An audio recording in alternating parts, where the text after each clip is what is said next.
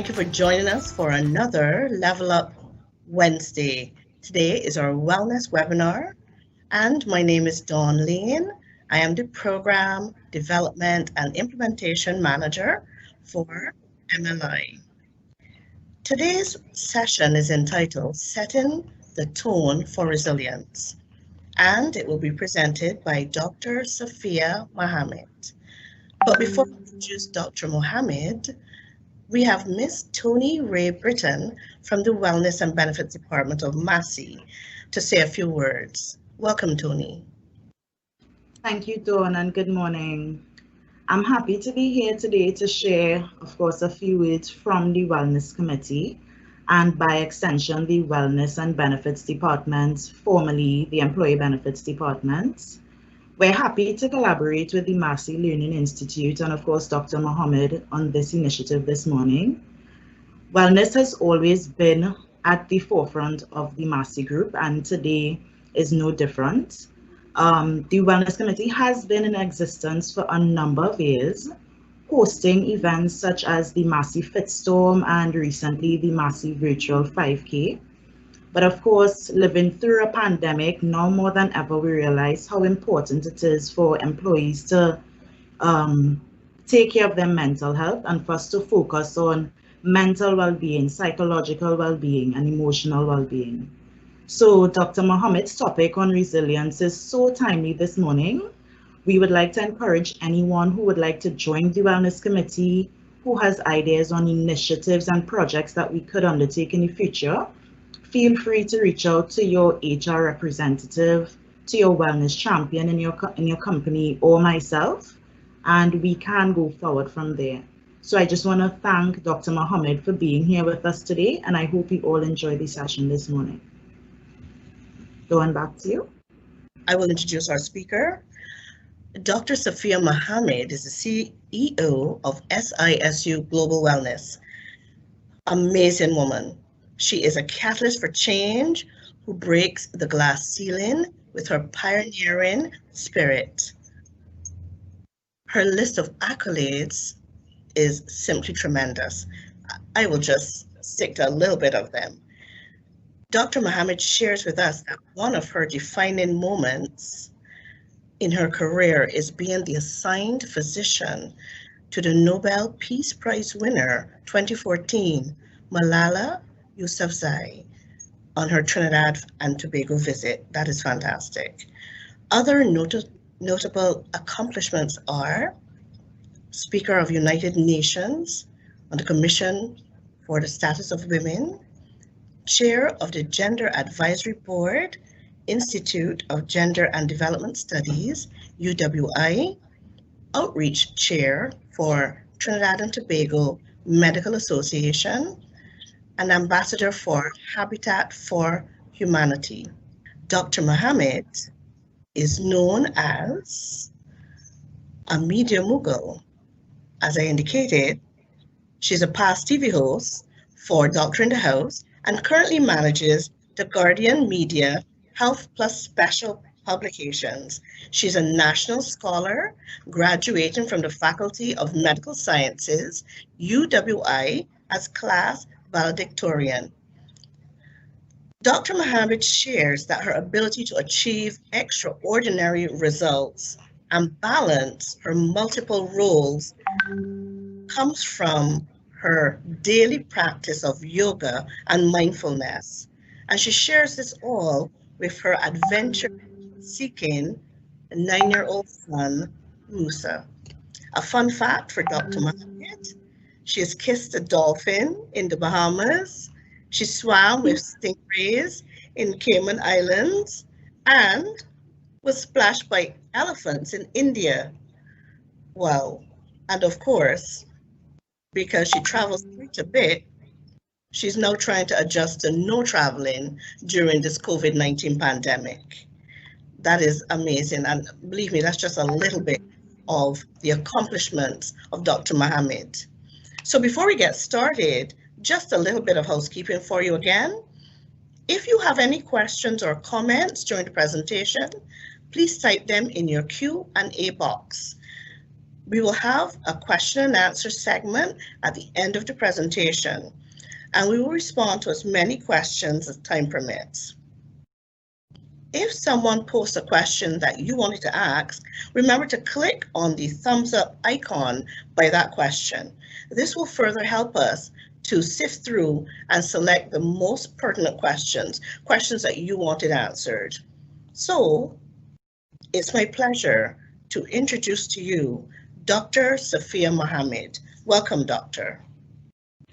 Good morning, everyone. Thank you so much, our very gracious host, Ms. T.O.N.E, and a very warm welcome to all the participants. I've been informed that there are persons from Trinidad and Tobago, Barbados, Guyana, Jamaica, Colombia, all across the region. So a warm welcome to every single one of you here on Level Up Wednesday.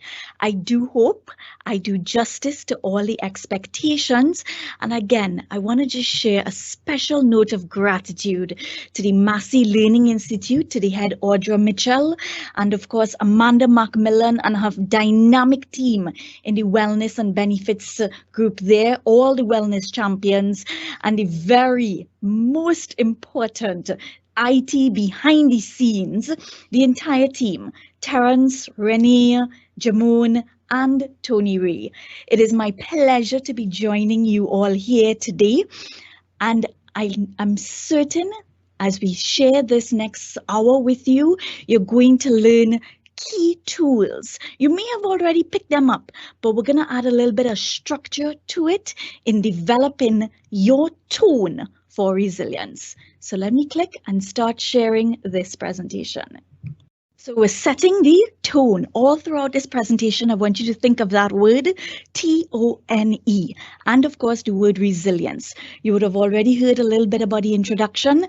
These are just 4 key things that are very important to me, having spoken at United Nations, the work I do with the Gender Advisory Board, and most importantly, the humanitarian work I do with Habitat for Humanity, especially coming into a flood season and all of the different things that are happening right now here in Trinidad and across the globe. Now, I start with this slide. COVID has changed our dynamics. I'm sure everyone looking on here will see a familiar face. And if I was in your environment together where we're all seated in one room, I'd ask how many hands thinks this look familiar and ask for a show of hands. My hand will also go up because in this particular pandemic, it has brought to the forefront a number of concerns. Mothers who are working at home, who are now struggling with the virtual schooling. There are different situations that are happening at home, and all the different gaps are being brought to the forefront. So I'm sure this is a situation that looks familiar to all. There are certain certainties that COVID has presented. We now know for certain that what this pandemic in terms of the disease progression and the severity, we now know how it spread, and more so, we're very familiar with the economic consequences of the crisis. But there's some good things in these certainties. We've also seen the level of collaboration within and between countries and the level of social cohesion in response to this crisis. So like everything in life, there will always be the black and the white, the good and the bad, the different aspects to look at with COVID-19. But this pandemic has brought to the forefront a number of chaos and challenges that we each are striving to figure out. So in that tone, in that mindset, I ask you, if you had a superpower, what would you want it to be? I also bring to the forefront, what is stress? Stress is, and I want you to focus on this definition, it is the imbalance between what your response is, the demands placed on you, and your resources, your coping skills to deliver results optimally. There are many, many definitions of stress. And for this particular presentation, I know it was selected, myself was selected because of we're sharing on mental health awareness. October 10th, a few days ago, we shared on mental health awareness and how we can reduce the stigmas associated. But in reducing the stigmas associated, we first need to go to the root of most of that problem, which is indeed stress. And here's a very interesting fact that I found. The American Medical Association reported that only 88% of healthcare physicians ask about stress in their history or in their review of symptoms. It typically comes to the end of the conversation, when really and truly we need to open up that conversation and bring it to the forefront, because stress affects every single system, every single organ in various ways of our bodies. So I'm bringing you back to that question. If I had a superpower, and I hope you're already thinking through, I wouldn't want to defy stress, because here's the thing, stress is going to affect us and present in any situation, in every situation. That's not the superpower I would want. The superpower I would want is, we will discover it as we move along in this presentation. But here's what has brought me some of my superpowers. This little man you're seeing in front here on your screen. On one of his t-shirts, it says, even the smallest one can change the world.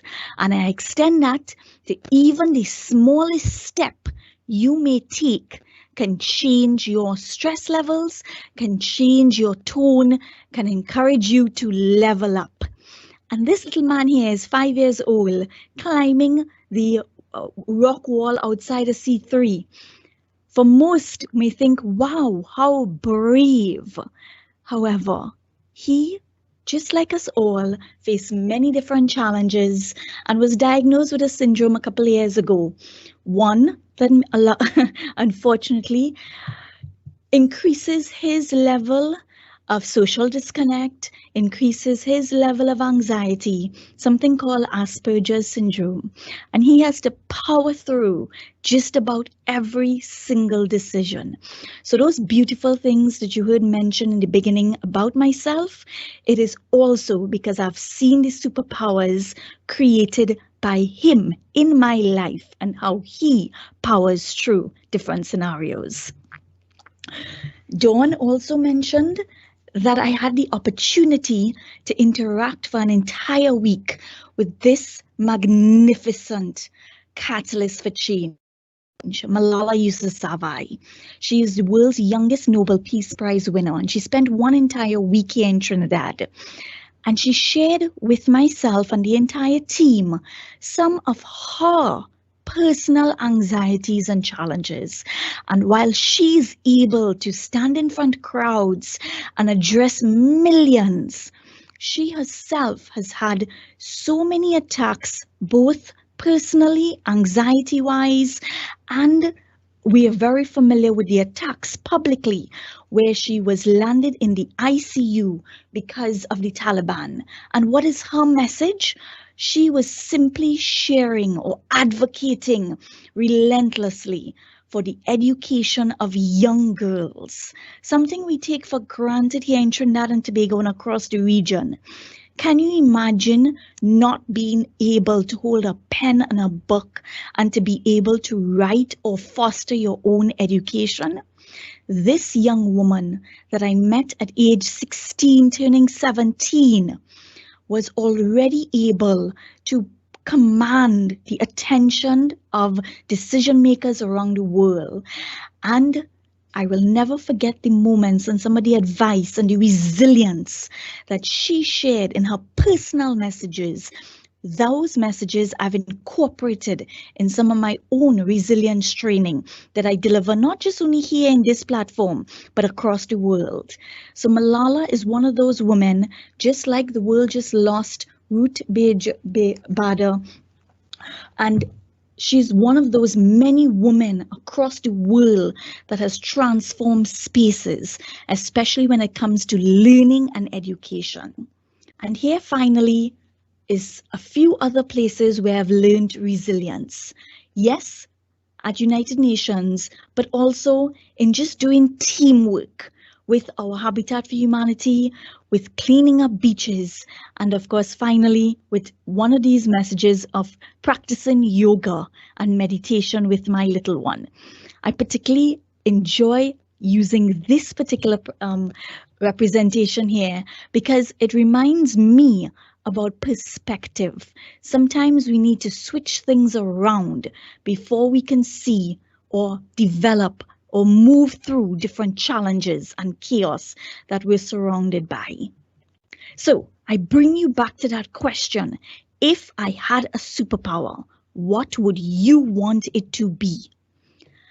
I ask another question. How many of you all here are familiar with EQ?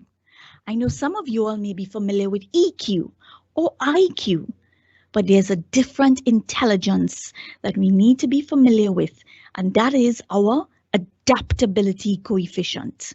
And what is EQ? It is the process of adapting, perseverance, and toughness that enable persons to emerge from adversity, tragedy, trauma, or significant stress without losing hope. I want to repeat those last three lines. Without losing hope. The ability to bounce back, or as my son likes to say, be like Tigger and bounce back. Now, the pandemic, COVID-19, has shown us our own personal resilience. Some of us may still be figuring out this adaptation process, and I do hope these 4 tips in developing your tone for resilience will indeed guide your development of your adaptability coefficient. So, how do we set the tone? I want to bring you to the left of the screen. We're going to look at T, transforming the challenges and chaos within your mind. We're going to look at orienting yourself for significance and success, nurturing your energy and your body, and lastly, engaging your inner SISU. That word is Sisu. You're going to find out what that word means. But there's also, on the right of your screen, the 6 domains of resilience. We must look at the big picture, the vision.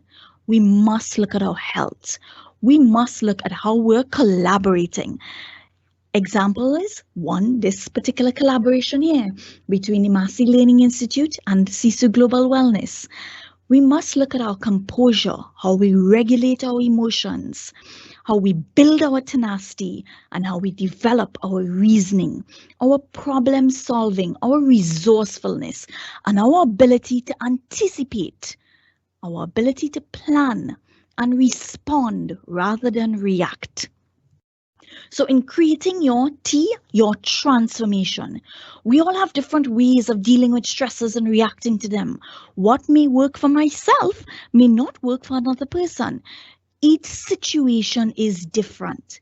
So I want you to think about these 3 questions. Are you a person who sees a stressor or change as negative and insurmountable problem, or see it as a challenging situation that requires a new way of thinking or being? Do you focus on a problem or a solution? And finally, do you let fear make your choices for you? So as we think of transformation, I want you to ponder on this particular poem. Today was the absolute worst day ever. And don't try to convince me there's something good in every day. Because when you take a closer look, the world is a pretty evil place. Even if some goodness does shine through once in a while, satisfaction and happiness doesn't last. And it's not true that it's all in the mind and the heart, because true happiness can be obtained only if one's surroundings are good. It's not true that good exists. I'm sure you can agree the reality creates my attitude. It's all beyond my control, and you'll never in a million years hear me say, today was a good day. Now, here's the thing. I felt like this sometimes. I served in Children's Authority a couple of years ago. I was part of the strategic development of that particular authority. And Children's Authority look at all the different child abuse and child maladjustments and malbehaviors and all the different ills that happen to children. And there's some cases where I've had to prosecute, give evidence against child traffickers and child abuse. And there were some days that I thought were the absolute worst day ever. So I've been there. I know what that kind of darkness can look like. But here's what I want you to do. I'm going to read it from the bottom now, going up. Today was a good day. And you'll never in a million years hear me say, it's all beyond my control. My attitude creates the reality. And I'm sure you can agree that it's not true that good exists only if one's surroundings are good. True happiness can be obtained because it's all in the mind and heart.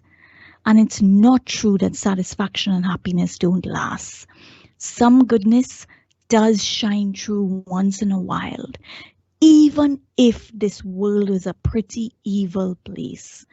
Because when you take a closer look, there's something good in every day. And don't try to convince me that today was the absolute worst day ever. I hope all who is listening, they have an aha moment at this point in time. It is really our perspective. And yes, there may be overwhelming amounts of negativity. And once we're able to transform our perspective and find that goodness and find that optimism and find that hope, we can start by creating that transformation within our mind and developing and setting the tone to developing our resilience. So keep that in mind, perspective and transformation. As we move to, how do we orient our minds? I put forward another graphic. I'm sure that may remind you of yourself sometimes. Rumination, a little medicine 101, the habit of dwelling on negative thoughts repeatedly. But what we think about matters to the brain. And if we are able to switch that perspective and orient our minds towards optimism, towards hope, towards positivity, I'm not saying that we're going to ignore the overwhelm or not acknowledge it, because that in itself will not allow the transformation to happen. When we do feel these overwhelming thoughts, we pause, we acknowledge it, but we do not allow it to then ruminate and overwhelm and build one onto each other. Once we can recognize in our minds when this happens, then immediately we are orienting our minds to resilience. At every point in life, there's a crossroad. Do we give in to the fear or do we build our resilience mindset? I want to move on to the N. And as we move on to the nurturing of our mind and our body, there's an equation for resilience. It's how do we develop our coping? How do we develop our emotional intelligence, our sense of grit, and our sense of worthiness, or our big picture, when we hold on to the vision. And just like the Massy Learning Institute, where you're creating a difference and empowering each person to transform, innovate, and learn. Once you hold on to your big picture, develop your sense of coping, further your emotional regulation and your emotional intelligence, and understand where your grit, your inner strength comes from, you are already setting up your stage and setting the tone for creating your resilience. That resilience matrix, and this is a beautiful slide if anyone wants to take a capture of, coping, being able to tap into your inner resources, grit, Resilience people never give up. They find in themselves that strength to tackle problems head on, overcome the adversity, move on with their lives. And of course, they tap into their sense making and emotional intelligence. And looking at the coping mechanisms, we move to the nurturing aspect. Dawn would have mentioned mindfulness and meditation are two of my key coping strategies. Of course, that's a whole nother training session. Even the resilience, it's usually about 3 modules whenever I institute it in any organization. How do we build our resilience skills? But part of building those resilience skills is adding a level of mindfulness. And yes, I'm a trained mindfulness facilitator and able to teach you how to tap into your mindfulness skills and how to allow it to add to your coping skills. I want you to ponder on these words. I will breathe. I will think of solutions. I will not let my worry control me. I will not let my stress level break me. I will simply breathe. And it will be okay because I do not quit. And this particular message is one that is powerful. Once you can pause with any situation, you can either have a reaction or a response. And if you can give yourself a mindfulness moment and pause between your stimulus and response, then you can create a response rather than an uncontrolled, chaotic reaction. And here's the beauty about mindfulness. Harvard neuroscientists said after only 8 weeks of meditation and mindfulness, they have seen changes in MRIs within the brain, within the areas of learning and memory and emotional regulation, sense of self and perspective. Training the mind to meditate, training the mind to respond rather than react is the way to nurture that within yourself, that additional coping skill. And we now move to the E, engaging the final superpower, your personal sisu. A lot of people ask me, how did I develop or come towards the name of this company? I actually stumbled across it in my travels 2 years before the company was actually registered. And it comes from the Finnish culture. It is that extraordinary determination of courage and resoluteness in the face of extreme adversity. It is an action mindset which enables individuals to see beyond their present limitations, taking action against all odds, reaching beyond their observed capacity. It is an integral element of the Finnish culture, but a universal capacity for which we all possess. It is called sisu. And when we're able to acknowledge that sisu strength is within us, it comes from our gut strength. And I'm sure every single one of us on this call would recall a moment when they had to overcome, where their strength had to be more than any challenges they've ever faced, would realize that you too already have your resilience, your sisu, your superpowers being developed within you. So as I come to a close within this very quick half an hour, we talked about how we can transform our minds, how we can orient our perspectives, how we can nurture our mind, our mindfulness, and build in that skill of mindfulness and meditation. And then lastly, E, how do we engage our inner sisu? I leave you with this final quote, because we are within the midst of a crisis. I want to challenge you. Everyone, Tony Ray said they're wellness champions. I want to challenge you to become a resilience champion. What we have to do is unnatural. That within the midst of a crisis, when everyone is feeling lack and poverty, to love when everyone is angry and judging others, to demonstrate courage and peace, and when everyone is in fear, to show kindness. When others are displaying hostility and aggression, to surrender to the possibility. When the rest of the world is aggressively pushing to be first, trying to control so many outcomes, and fiercely competing in an endless drive to get to the top, to knowingly smile in the face of adversity and cultivate the feeling of wholeness even if you are diagnosed. I want to encourage us all to tap into our resilience, to be kind wherever possible. There's nothing normal about this crisis. And that particular terminology, the new normal, is one that I do not advocate, because there's absolutely nothing normal about existing in a pandemic. It is a new reality, and one that we have to build our skills, set our tone, set our mindset to become more resilient.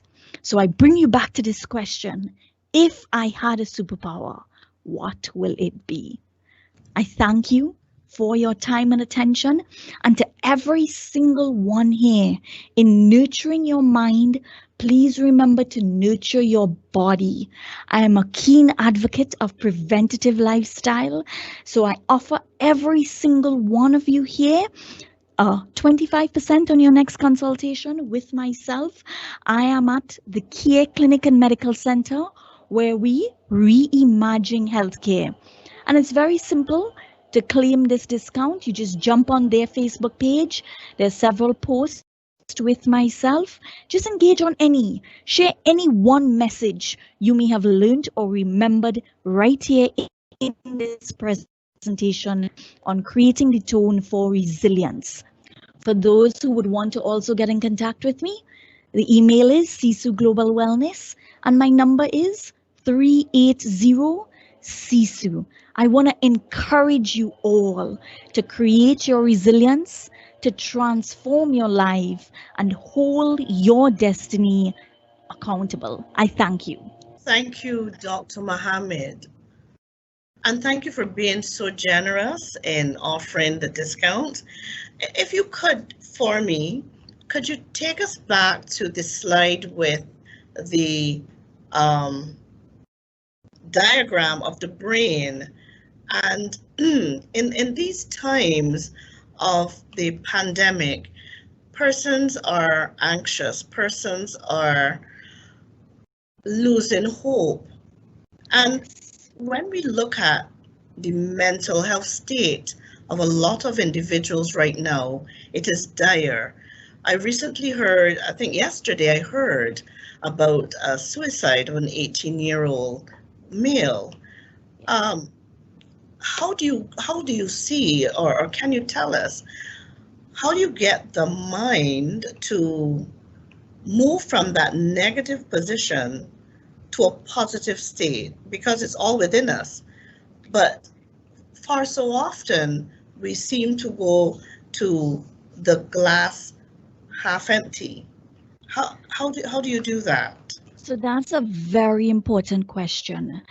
In all honesty, mental health illness, suicide, depression is going to be the next pandemic because of COVID-19. And how, first and foremost, we need to be able, especially our young males, to acknowledge that it's okay to have these weaknesses. Our males are taught that vulnerability is a weakness. Whereas, I don't know if any of our listeners, any of our attendees here follow Brené Brown. She has done an incredible call to courage and talks about vulnerability as a strength. So first up, once you are recognizing that you are in that area of darkness or loneliness, it is to reach out. Now, that is incredibly difficult to reach out. And that's why sessions like this, where we share openly persons who are already experiencing depressive episodes, but how they are powering through it, the different anxieties that they are feeling. So persons will then start to feel that they are not alone. Any person who has committed suicide, unfortunately, in those moments feel incredibly alone and feel that there's no hope.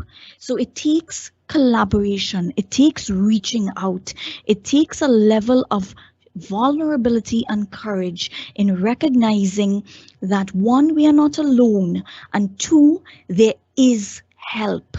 And once you can, within the workplace, within your family circles, or within your congregation, your community, I would encourage every single one to develop an accountability partner.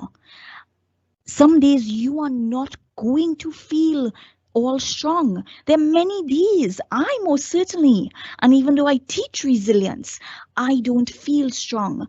But I know when I start to feel those moments of weakness, who is my accountability partner?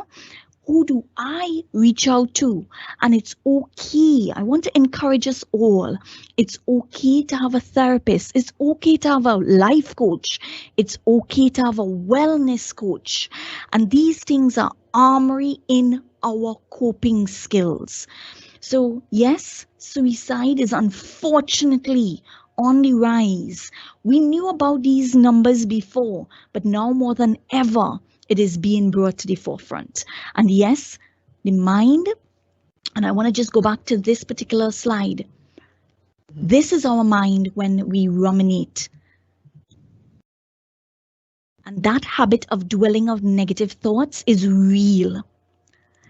And it exists between every one of us. And how do we span it? Is first, we acknowledge it. We acknowledge that some of these thoughts are illogical. If we need to take a time out, you take a time out, you take a distressor, you reach out to be it someone in work, your accountability partner, someone at home. You must develop these mechanisms to cope. It doesn't happen overnight. It's like riding a bike. Consistency will build it. Mindfulness, and this is why this particular slide said 8 weeks. So consistency, it is a practice.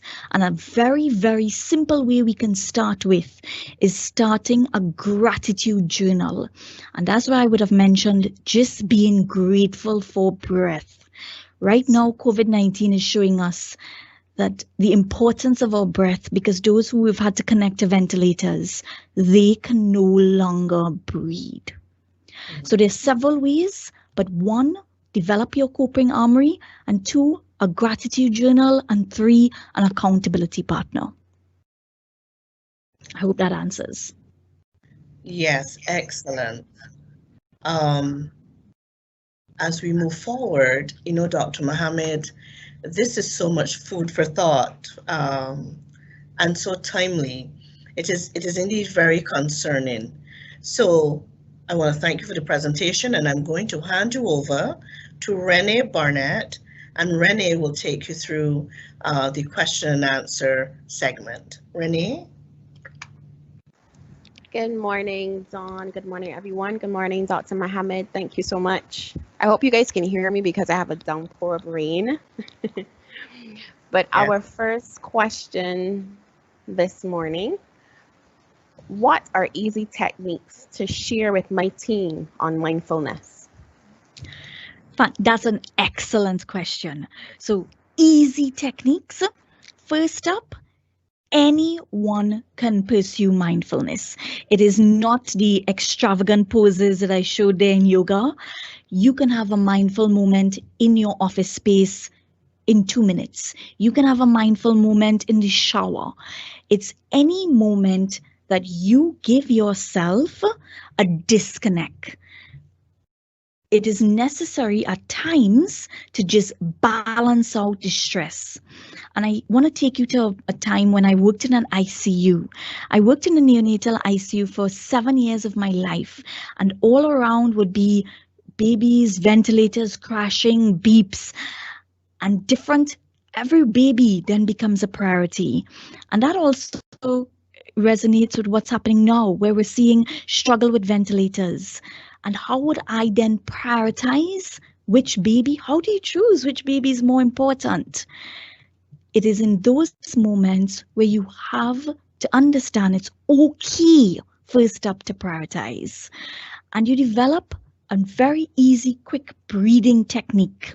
I like to call it breathe 4-5-6. Very easy. You can practice this anywhere, even in your office, even right now. And here's how quickly it is. I want to encourage us all to allow our expiration, that's when I breathe outwards, is longer than our inspiration.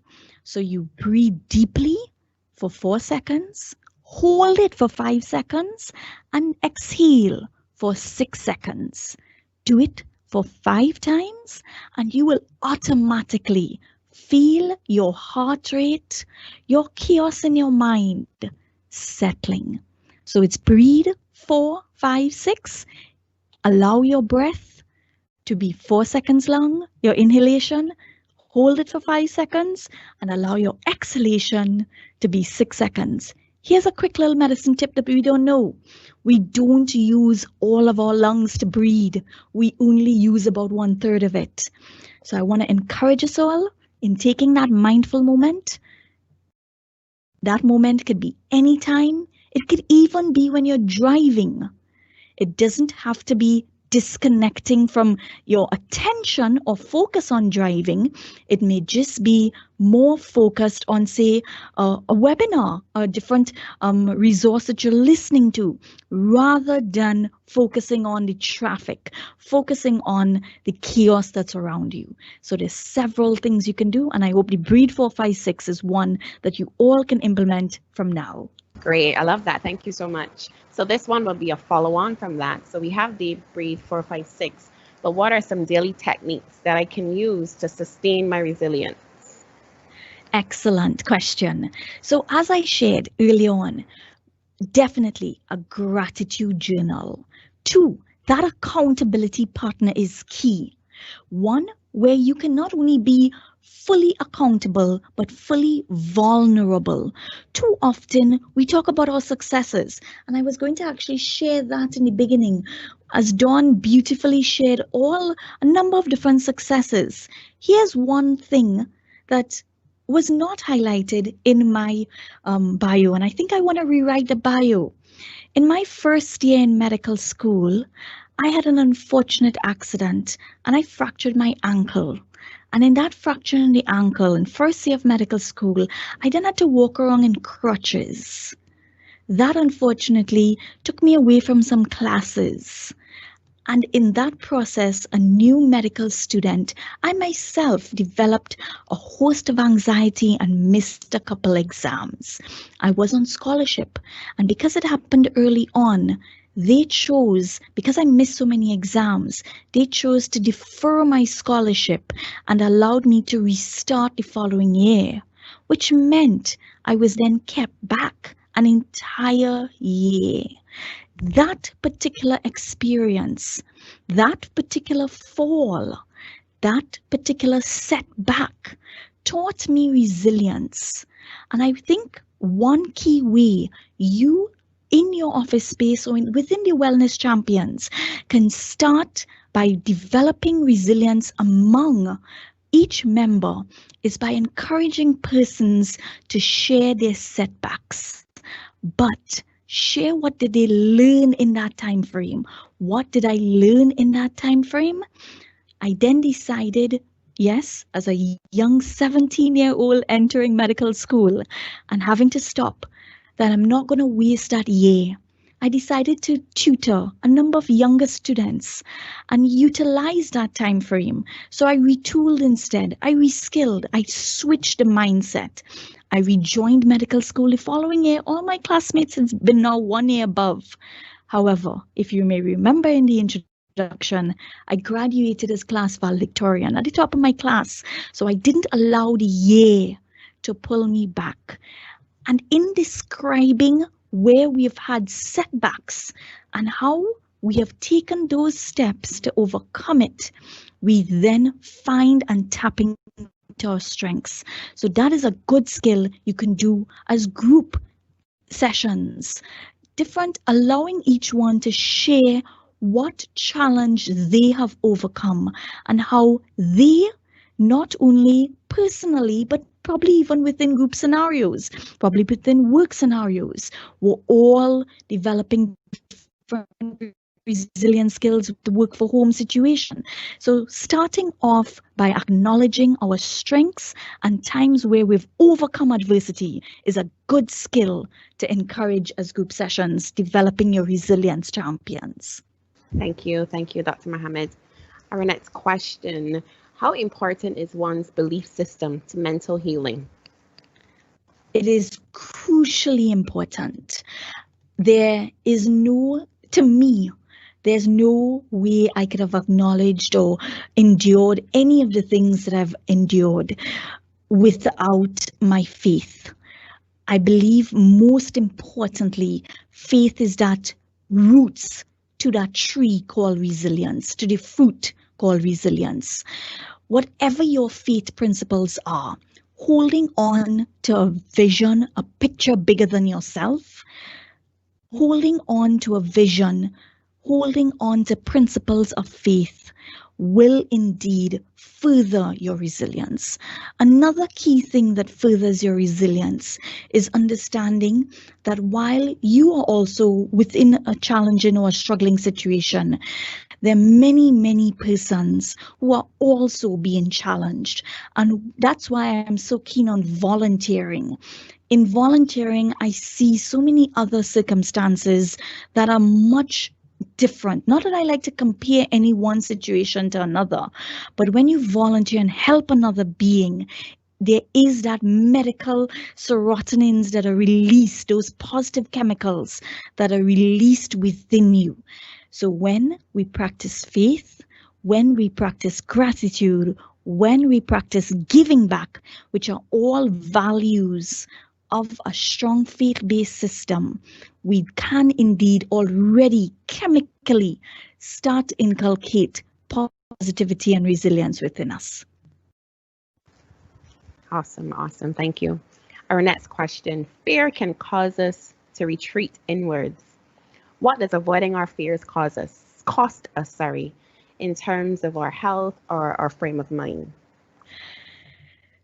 So if I had the superpower to eliminate anything within me, it would be to eliminate fear. However, fear can be good or bad.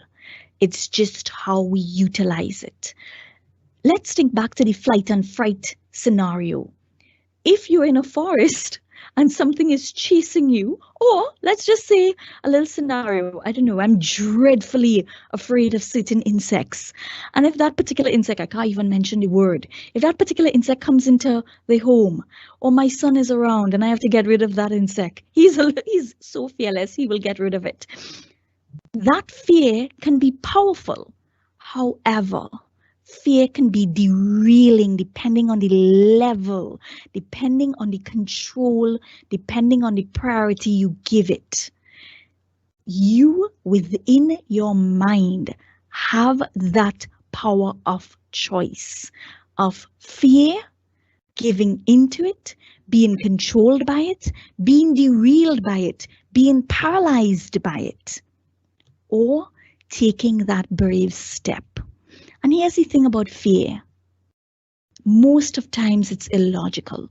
Most of times it's perceived in our minds.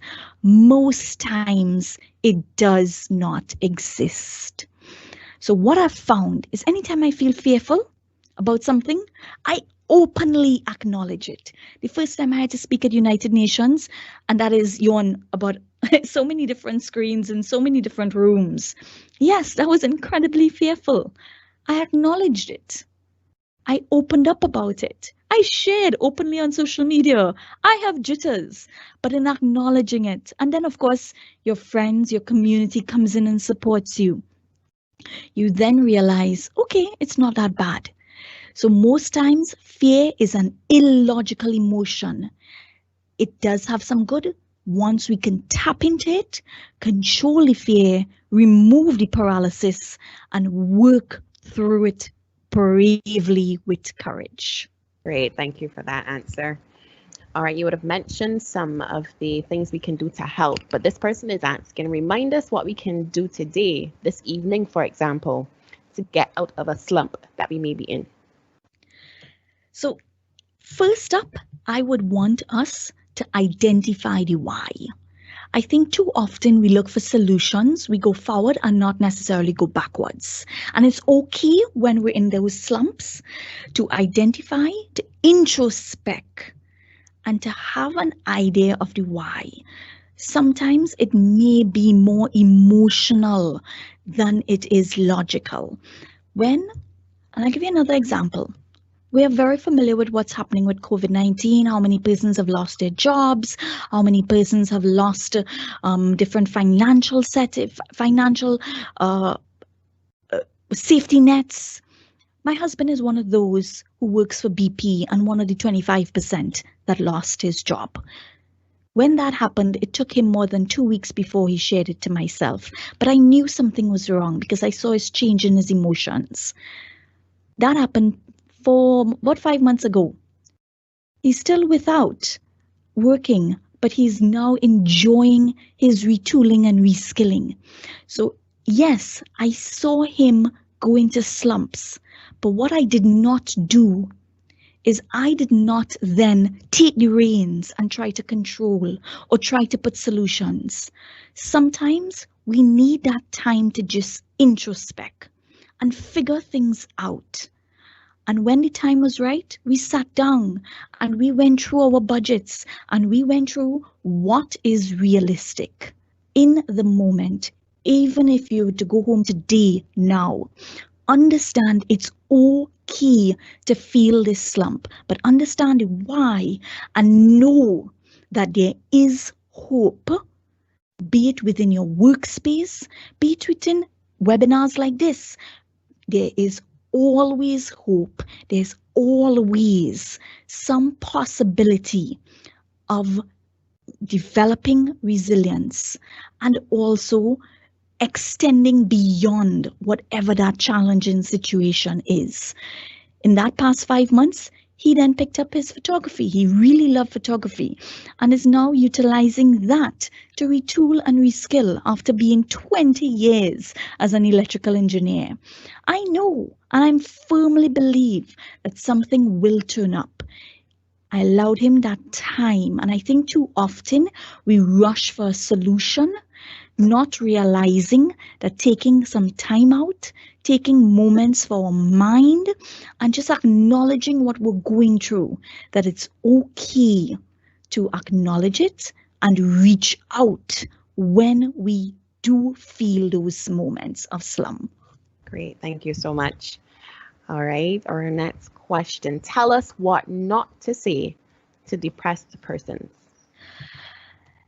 So the very first thing you should not say when anyone is experiencing or sharing their scenario is, I know what you're going through, because you most certainly do not. Even if you've been through something similar, there are no two experiences that are similar. So one, I know what you're going through. No, stay away from those words. Stay away by then trying to share your depressive episode. Offer a listening ear. Offer, even if you say, I may not know what to say to you, but I am here for you. You have my shoulder anytime. Offer to even share, to speak to the family about it. Because that person who's reaching out to you in a depressive time, if they found the courage to reach out, then they already want a solution, but they're not reaching that point of being brave enough to want the solutions. So I would say offer options. You know, you may consider this, that, the other. Never offer a full outright answer, unless of course the depression is indeed taking to the next step as in suicidal. There are different levels. So one, the first thing I would say is even if you think you understand the situation, and one may confuse empathy with sympathy. Too often, that person who is going through that depressive symptoms, they just want to be heard. They just want to be valued. So give them that space and time to experience, to share. And sometimes all it needs is a listening ear. Wonderful, wonderful. Thank you. Okay, so we have time for just one more question before we hand back over to Dawn. When will you know you have achieved resilience in your own life? That is an incredible question. I believe each one of us have achieved some level of resilience. Every single one of us. Because I am certain if I do by show of hands, how many persons have overcome a challenge? Every single person would raise their hands. And I want us to remember that strength it took in overcoming that challenge and tap into it every single time. And here's the beautiful thing about resilience. It's like a muscle. So the more you tap into it, the more you believe you can endure, and you will endure, and you will not give up, the more you develop that resilience muscle. There's some days I feel like I could conquer it all. And then there's some days when those unfortunate little insects fly into the house that all of a sudden my resilience muscle is down. So when will you know you've achieved that resilience? When you've started seeing in your mind that switch. You will soon start to recognize. It's almost like a conscientiousness, a deeper level that you see it invading your mind, and then you feel your mind not giving in. And it is very, very possible. I want to encourage us all to remember to take those mindfulness pauses, those breaks. Understand that all of this mental health, anxiety, depression, suicide, each one of us can be at risk. So it is incredibly important for us to empower ourselves, be kind, be less judgmental, be more supportive in every endeavor we pursue, and be that resilience champion to everyone around us. So I'm going to thank Renee. I'm going to thank T.O.N.E and the Wellness and Benefits team of Massy, but I'm saving my special thank you again for your insights, for your sharing today. So thank you again, Dr. Safeeyah Mohammed, for being here today and sharing this information with us. And yes, the poem you shared was an aha moment. I particularly like that reversal of that poem. And it's a reminder that it's about one's perspective. So thank you again for sharing, Dr. Mohammed. It's been my pleasure. I hope everyone just leaves with one nugget that they can implement today in their life and in that of their family. Thank you all very much. You're indeed welcome. And the MLI team thanks you for being so gracious in accepting today. So with that, we come to the end of another MLI webinar. Thank you everyone for joining us today. Remember to look out for our upcoming flyer. This month, we're deeming Wellness Month. It's about you. And our next Level Up webinar will be on breast cancer awareness, and that's on the 28th of October. So tell your friends, tell your colleagues, male or female, join us for that free webinar. And above all, I want you to remember to level up, continue to level up, and remember it's all about perspective.